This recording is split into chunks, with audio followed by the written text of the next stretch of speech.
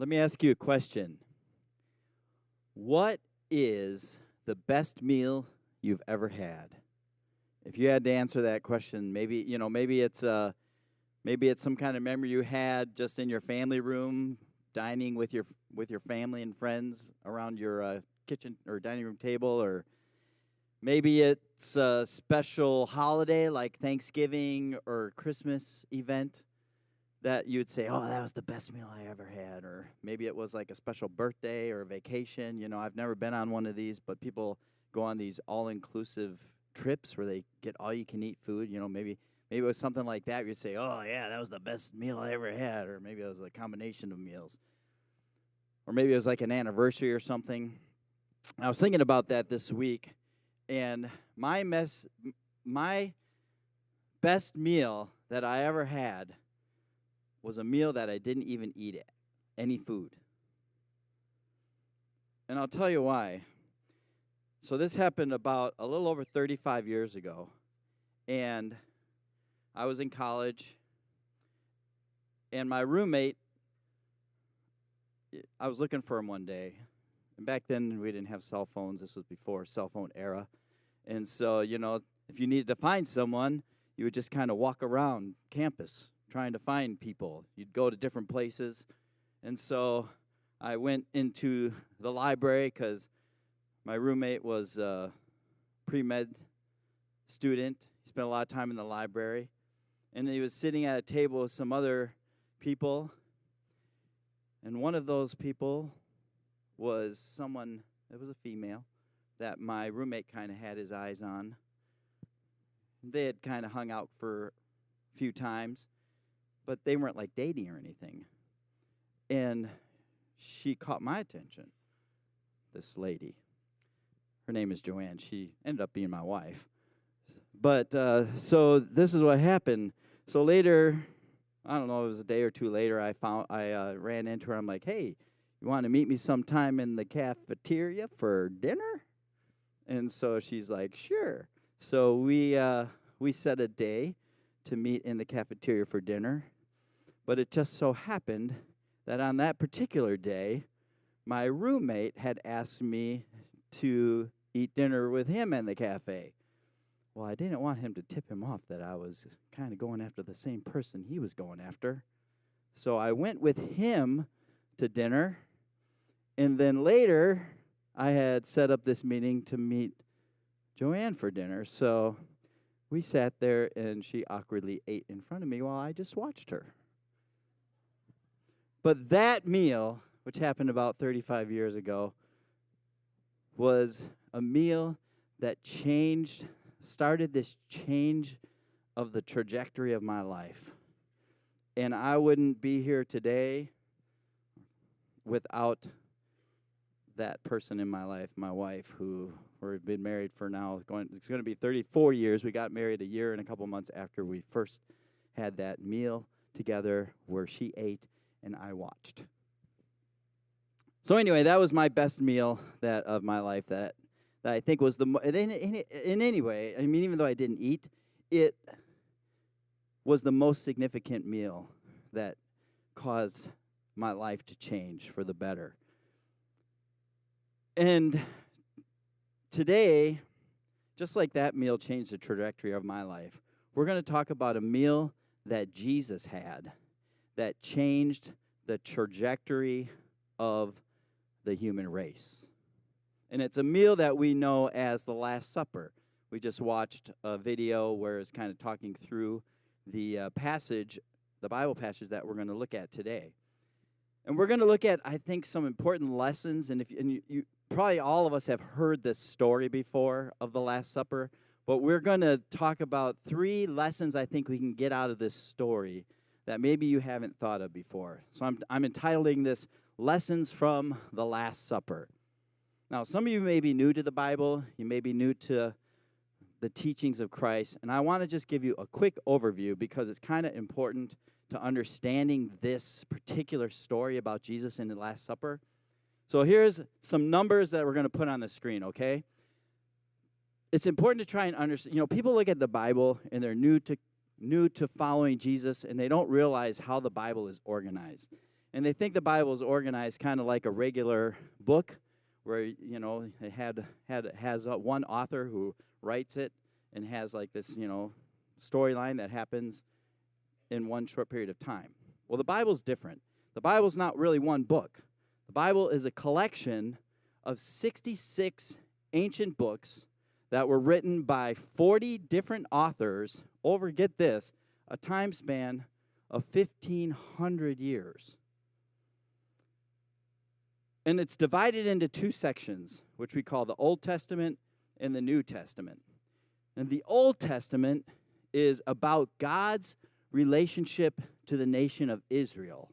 And the New Testament talks about Jesus and God's relationship to Jesus' followers and the church. And if you would count all the different verses in the Bible, about 3/4 of the Bible is in the Old Testament, and about 1/4 of the Bible is in the New Testament. And right at the end of that Old Testament, at the beginning of the New Testament, there are 4 different books written by 4 different authors called Matthew, Mark, Luke, and John.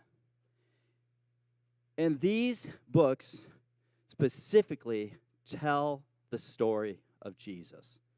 And it's super interesting because if you look at these 4 different books, there's 89 chapters in these 4 different books. Only 4 of the chapters talk about Jesus in the first 30 years of his life. 85 of the chapters that talk about Jesus, 85 of the 89 chapters that talk about Jesus cover the last 3.5 years of Jesus' life. And of those 85 chapters, 29 of them, over a third, talk about the final week that Jesus walked this planet. And out of those 29 chapters, 13 of them, almost half of them, talk about the final 24 hours that Jesus walked this planet before he died. I tell you that to point out this fact. Jesus' death and resurrection is the climax of this whole book that we call the Bible. It's the main point of the whole Bible. All of the Old Testament books, that 3/4 of the Bible, looks forward to talks about Jesus in the future and the cross. And then you have the 4 books that talk about Jesus, and the rest of the New Testament looks backward and talks about Jesus and the cross. So this week, it's our 3rd week in this series that we're calling Jesus Talks. And we're going to be talking about the specific experience where Jesus had with his disciples and the things that he said. And we're going to try and gain some insights into that experience that we can hopefully apply to our lives. Next week, Sunday, is Easter, and we're going to be celebrating that.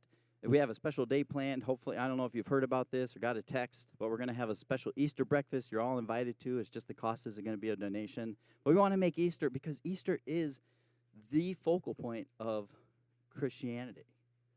And it's the celebrating of Jesus raising from the dead. So there's going to be breakfast in the morning. We want you all to come to it. And then we're going to talk about Jesus' death and his resurrection during the service. Today is one of those 13 chapters where it talks about that final 24 hours that Jesus walked the earth before he died. And it's the event we know as the Last Supper. Now, if you've been around church for any time period, you've all taken part of communion, which is we get communion from this experience that Jesus had, which was the Last Supper. So we're going to be, the Last Supper was wrote about in each of the 4 different chapter or books about Jesus. Matthew, Mark, Luke, and John all talk about this experience. They all kind of give some different details about it. We're going to be looking today at the book of Mark. So if you want to follow along, you can do that. Otherwise, we're going to have all the verses on the screen like we usually do. So we're going to start Mark chapter 14, verse 12. And this is what it says. On the first day of the festival of unleavened bread, when the Passover lamb is sacrificed, Jesus' disciples asked him, "Where do you want us to go to prepare a Passover meal for you?" I'm trying to make it sound frantic because I kind of picture that they were a little frantic in this situation. Because this is lesson one I think we can get from this little story. We should trust God in uncertain times. We should trust God in uncertain times. And oftentimes, when we're uncertain about life, it gives us anxiety. And I'm really confident that the disciples were experiencing some significant anxiety at this time before this meal was about to happen. Let me explain why they were probably feeling very anxious. First of all, Jerusalem, which is where they were at for this Passover meal, was always extremely crowded at this time of year. It talks about in that verse that there was starting this festival, the festival of unleavened bread. The festival of unleavened bread, I'll explain that in a minute. But it was an 8-day festival where Jews from all around the region, would travel to Jerusalem for this 8-day festival. Now, to give you a little perspective, Jerusalem the Jerusalem city limits was about half the size of Milwaukee, the city of Milwaukee. And it had about the same number of regular inhabitants, around 600,000 people. That was what was normal at the city of Jerusalem. Well, Bible scholars have calculated it out based on some circumstance I'm not going to explain to you, but they estimate that during this time of this festival time of the Passover and unleavened bread, about 2.5 million people would come to Jerusalem to celebrate. So you can just imagine the logistics of that, going from normal 500,000 people to 2.5 million people are congregating in this city. And so you can imagine the disciples are like, where are we going to go? That's so, I've talked to my friends and some of my family, and they can't find a place to eat. They can't find a place to stay. Where are we going to go, Jesus? What's going to happen here? And Jesus' followers are looking to him as their leader for a game plan. Where are we going to stay? Where are we going to prepare this meal? Where are we going to eat? Where are we going to eat the meal? The second reason that there was anxiety among the disciples, and even more than just the disciples, is because there was extreme political unrest going on at this time. It was code red for the Roman politicians. As a matter of fact, the reason that the big politicians were there, Herod and Pilate, was because they were always fearful at this time that there would be an uprising from the Jewish people against the Roman Empire because there were so many Jews all congregated at this time. Because they all celebrated this festival. Now, to understand why they were all there, you have to know a little bit about this Old Testament story. In the Old Testament, God made a promise. This was in Genesis, the very beginning of the Bible. God made a promise to Abraham, and he told Abraham, he said, I'm going to bless all nations through your descendants. And Abraham's descendants are the people who became the nation of Israel. Now, this nation of Israel had become enslaved in Egypt for over 400 years. And they were in bondage, just treated horribly under this wicked king whose name was Pharaoh. And for days that turned into weeks, that turned into months, that turned into decades, that turned into centuries, over 400 years, the people of Israel were just praying to God, God, would you please release us from this horrible bondage from Pharaoh, from being in slavery to Pharaoh. And they would cry out and cry out and cry out. And finally, after 400 years, God sends a prophet named Moses, who's going to release the people from the bondage of Pharaoh. So Moses goes to Pharaoh and he says, "Let my people go." And Pharaoh says, "Not by the hair of my chinny chin chin."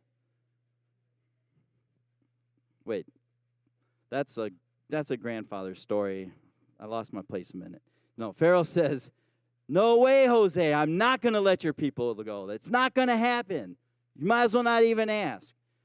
And so God had promised the people that he's going to release them from this bondage, release them from this slavery. And he sends a series of 10 plagues to persuade Pharaoh to change his mind. And Pharaoh, he sends the first plague. Pharaoh doesn't change his mind. The second plague, the third plague, all the way up to the 10th plague. And Pharaoh's just got his feet planted, and he's like, "No way, I'm not gonna let them go. All these slaves are so important to our economic system. There's no way we can let them out of here." And the 10th plague God sends is extremely significant to this story. The 10th plague God sends to the people, or the nation, or to the land of Egypt, is that everyone's firstborn son was going to be killed on a certain night. But there was a contingency plan in place that God set.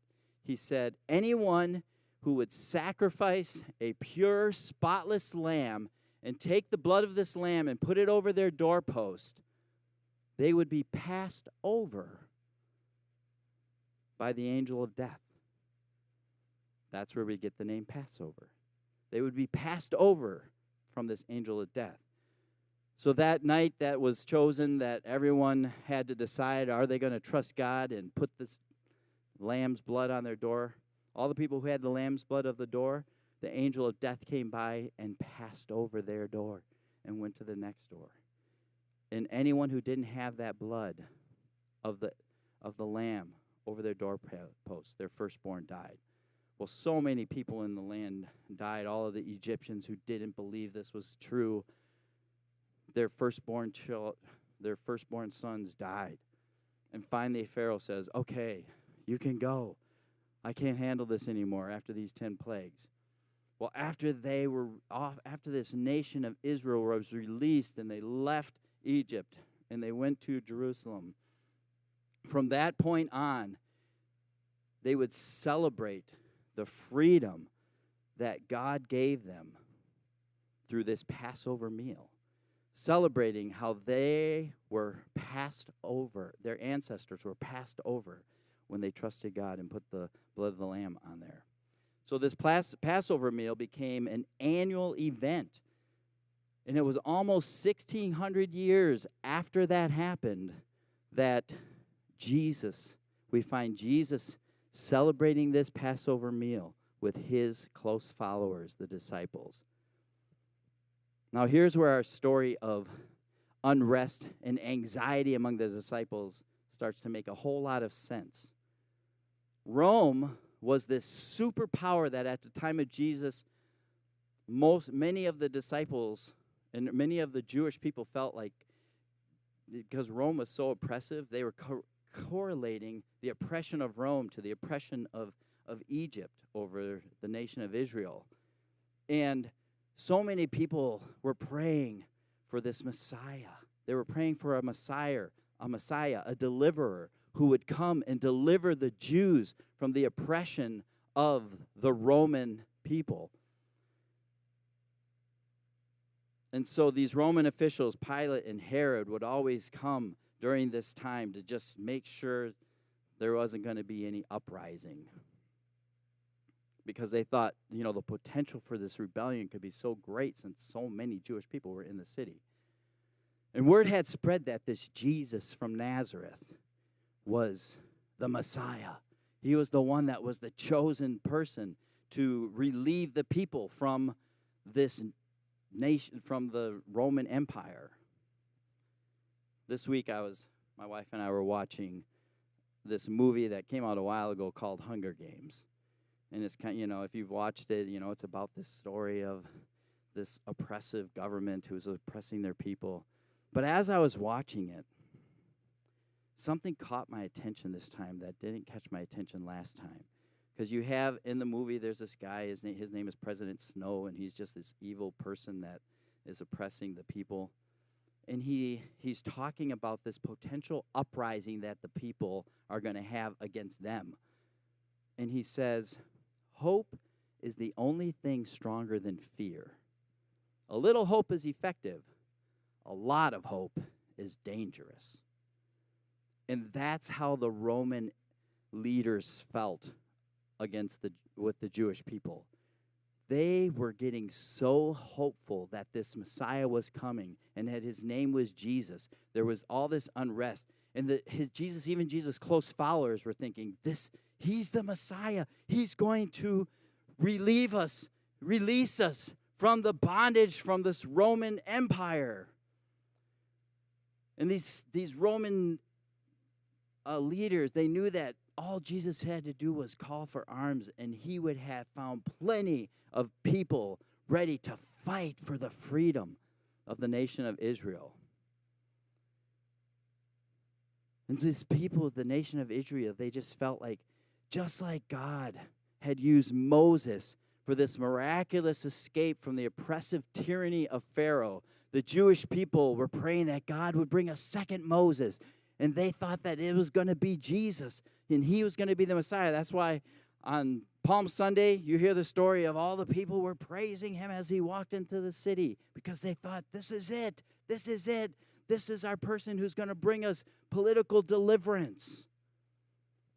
And so the disciples, this had to be lending to the anxiety that the disciples were feeling, because they thought that Jesus was going to be this deliverer, and they didn't want to mess it up.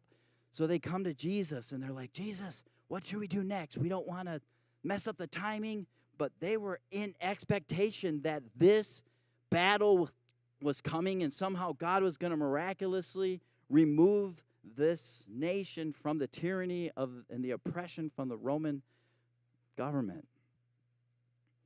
As a matter of fact, we read that even in this whole night, it's not in the Mark version of the Passover supper story, but in a different version, it talks about how the disciples started arguing among themselves. Who's going to be the greatest in God's kingdom, in Jesus' kingdom? Who's going to be the greatest? And they were arguing over it because they thought that this was coming soon. Jesus was going to be the ruler of the land, and God was going to free them again. So they come to Jesus. They're like, Jesus. In their mind, they're like, Jesus, what do we need to do? We know that a new world order is coming, and you're going to be the ruler, but we don't want to mess it up, so give us some instructions. So the first lesson we know, I think, from this story is that we need to trust God in uncertain times. Now we move to the second lesson we can get to. This is amazing. We continue on in our story. So Jesus sent two of them into Jerusalem with these instructions. As you go into the city, a man carrying a pitcher of water will meet you. Follow him. At the house he enters, say to the owner, the teacher asks, where is the guest room where I can eat the Passover meal with my disciples? He will take you upstairs to a large room that's already set up, and there is where you should prepare the meal. So Jesus answers all the questions that they were having. He will take you upstairs to wait, did I read that part? He will take you upstairs to a room that's already set. That's where you'll prepare the meal. The second lesson is this. God supplies in ways we could never imagine. First of all, two things we see in this part of the story. Jesus says to them, go into the town and look for a man carrying a pitcher of water. And you're like, well, there's 2.5 million people there. There'll be a whole lot of men carrying pitchers of water? Well, no. Because carrying water was not the role of a man in that time period. Carrying water was women's roles. They're the ones who would go and get the water and bring it to wherever it needed to go. So to see a man carrying a water would have stood out to them. that, oh, we need to follow that person. So they follow that man, and then the story continues. As they were eating, Jesus took some bread. Or I don't want to get to that yet, do I? The second, I will get that in a minute. No, I need to get to it now. As they were eating, this is verse 22. So example 1, this is under how God supplies in ways we can never imagine. First, God supplied this guy to show them where to eat in this weird way, carrying the guy we're carrying water. The second is going to be found in the next part of the story. As they were eating, Jesus took some bread. We're actually skipping ahead a couple verses, and blessed it. This is where we get our whole communion supper from that we take. Then he broke it in pieces, and he said, "Give it to the disciples, saying, 'Take, eat, for this is my body.' And he took a cup of wine and gave thanks for it. He gave it to them and drank from it. And he said, 'This is my blood, which confirms the covenant between God and his people. It's poured out as a sacrifice for many.'" So here's the second example of how we can trust God in unexpected ways, or why we should trust God. Oftentimes, he answers us in ways we wouldn't expect. Jesus was going to be not a political deliverer, not a political Messiah, but a spiritual deliverer and a spiritual Messiah that would deliver them. Now, in this Passover meal, there were 4 cups of wine that were given. This is super interesting.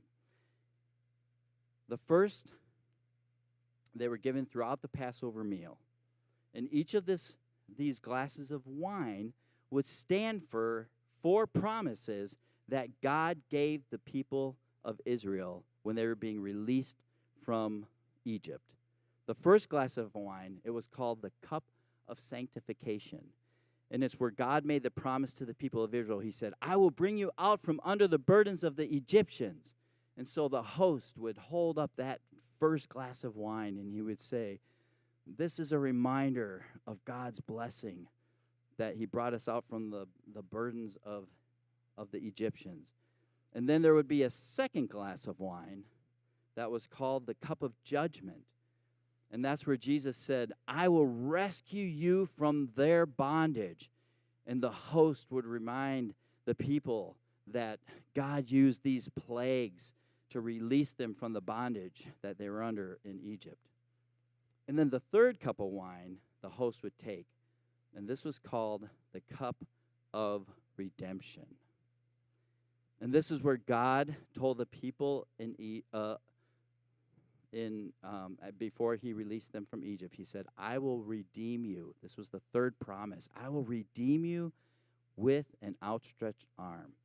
And this cup would remind them of how God rescued them from the death of their firstborn in that 10th plague.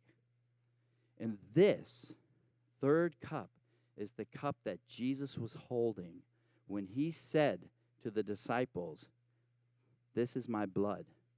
Do this in remembrance of me." Now, the word redeem means to deliver or to rescue.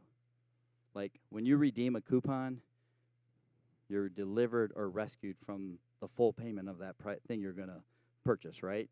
That's when you redeem a coupon. So God redeemed the people from slavery in Egypt by outstretching the arm and freeing them. So he rescued them, he redeemed them, he rescued them from that slavery. Jesus redeems or rescues us from the punishment of sin when he had his outstretched arms on the cross. So this Last Supper is the most significant meal that ever happened for the world. This event, it proclaimed this turning point in God's plan in the world. And through this statement of Jesus, he revealed that his purpose on this earth was so much bigger than what the disciples thought. Jesus didn't come to this earth just to rescue them physically from the oppression of the Roman government. Jesus came here to rescue all mankind from the eternal punishment of our sin, from the eternal punishment of our rebellion against God. So in comparing the crucifixion of Jesus to the Passover, we see this redemptive nature of Jesus and his death on the cross. It symbolizes the original Passover sacrifice in the Old Testament. The blood of the lamb in the Old Testament, it saved the firstborn sons from death. And the blood of Christ saves us from eternal death, eternal separation from God. So the first two lessons we have are this, in this Last Supper story. Lesson 1, we can trust God in uncircumstances and uncertain times. Lesson 2, God supplies often in ways we could never imagine. And then the story continues. As they were at the table, they were eating, and Jesus said, I tell you the truth.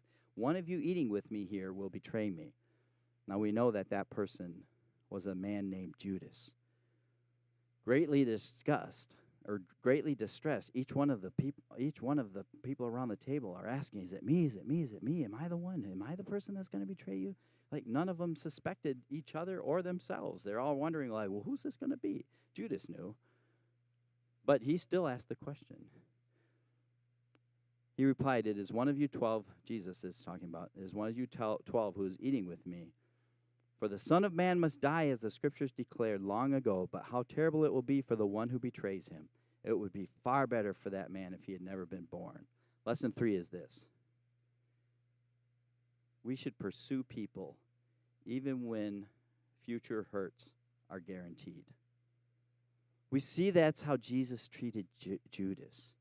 Have you ever asked yourself the question, why would Jesus even have chosen Judas to be one of his disciples? 3.5 years earlier, we read that Jesus prayed. He spent a night in prayer before he chose all these 12 close followers to be his disciples. And Jesus knew at that time that Judas was going to betray him, but yet he still chose him anyway. He still chose and pursued a relationship with him anyway.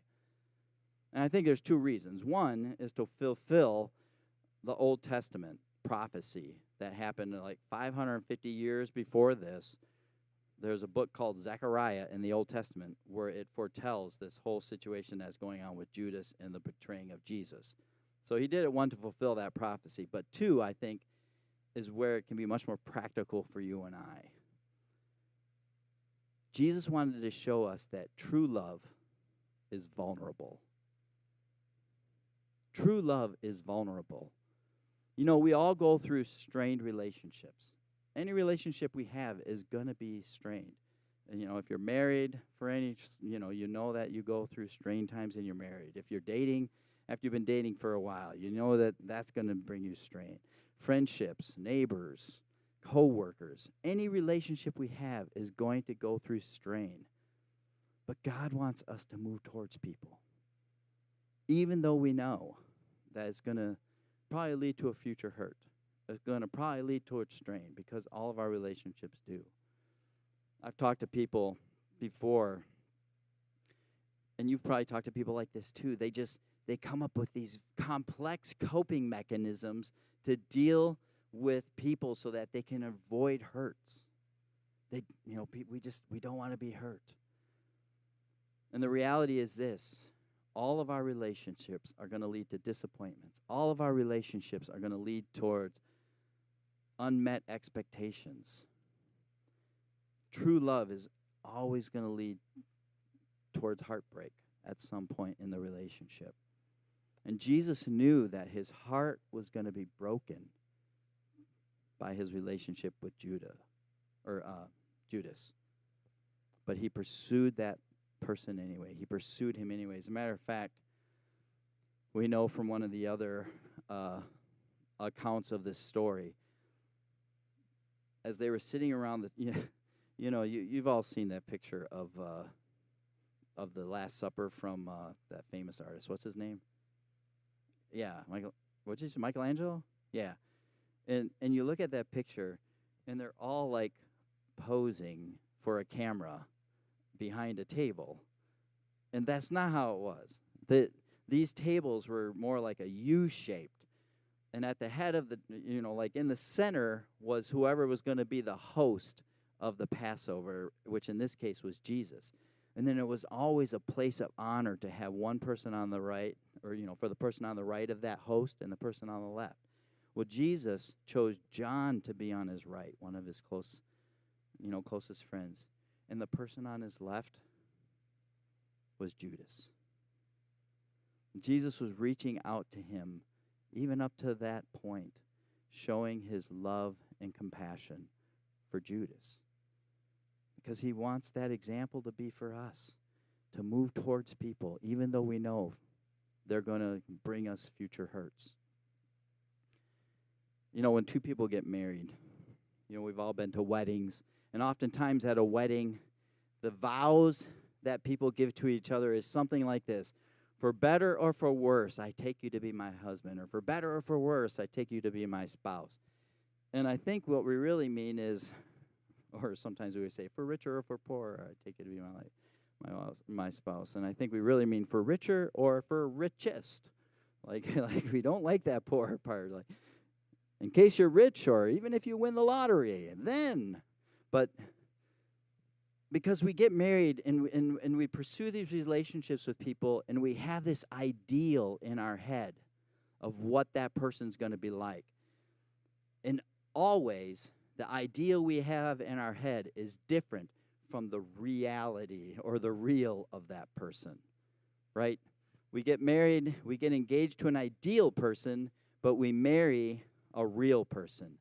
We have this picture in our mind of what our spouse is going to be, and it's this ideal person. But shortly after, we discover in our marriage that, I didn't marry an ideal person, I married a real person. And at that point, we have a choice to make with this picture in our mind. We can tear up that picture and we can love that person, or we can tear up that person and hold on to our picture. And Jesus wants us, and he displayed, not only on this occasion, but many others, that he wants us to tear up that picture and love that person. And we see it in his relationship with Judas. So these three lessons we have: trust God in uncertain times, God supplies in ways we can never imagine, pursue people even when we know future hurts are guaranteed. I think these are three things that we can see in this experience that Jesus had at the Last Supper that can make a difference if we follow that example of Jesus, or the lessons that he taught in this Last Supper experience. So this week I encourage you, we're going to be, Friday's Good Friday.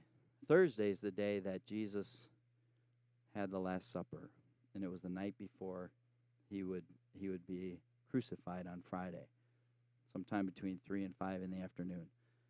And so if we, or it might have been 3, I don't remember the exact time, but as you go into your meal on Thursday, I want you to think about these things. Who in your life do you need to move toward, even though you know that it's probably going to end in hurt at some point in the future? Or how do you need to trust God to supply something that you could never imagine? We want to fit God in a box. And we say these prayers, and we're like, God, this is how I want you to answer my prayer. And we leave no room for God to answer our prayer in another way. And if you're like, I just don't know how God can answer my prayer, you know what I encourage you to do? Find someone who's been a Christ follower longer than you and tell them about your story. And they probably have similar stories, and they've seen God answer prayers in ways that they didn't imagine. Because the longer you're a Christ follower, the more you're going to have these kinds of experiences where you're like, well, I thought this was going to happen, but God did something totally different. Just like Derek was talking about Jesus and how he handled that storm.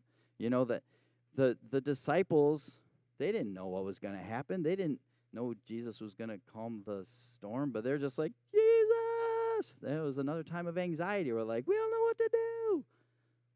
And that's how it is with God. Even with us today, we have these expectations, and God just blows them away and like, well, that's not exactly what I'm going to do, but I'm going to do something this different, and it's going to be way better than you could have imagined. Or maybe you're going through some uncertain time in your own life, something causing you anxiety. You can trust God. Just trust him through it. Pray, ask, and he will give you guidance and direction. So let's go ahead and pray this morning, and then we'll have a few announcements, and we'll dismiss. And come back next Sunday. Breakfast at 8:45 in the cafe, and we can have a great celebration of Easter together. Lord, thank you so much for our time this morning that we can come. We can think about this significant meal that you had, the best meal ever for all of mankind. And Lord, I just pray for all of us in this room that wherever it lands for us, Lord, wherever we need to make changes in our own thinking, that you would just help us to move towards trusting you to supply in ways that we would not think of, and helping us to move towards people we know who are going to disappoint us, Lord. Just give us the courage to do the right thing and the wisdom to know which one of those things we need to focus on this week. And I just pray that you'll bless everyone in this room in those efforts. In Jesus' name, amen.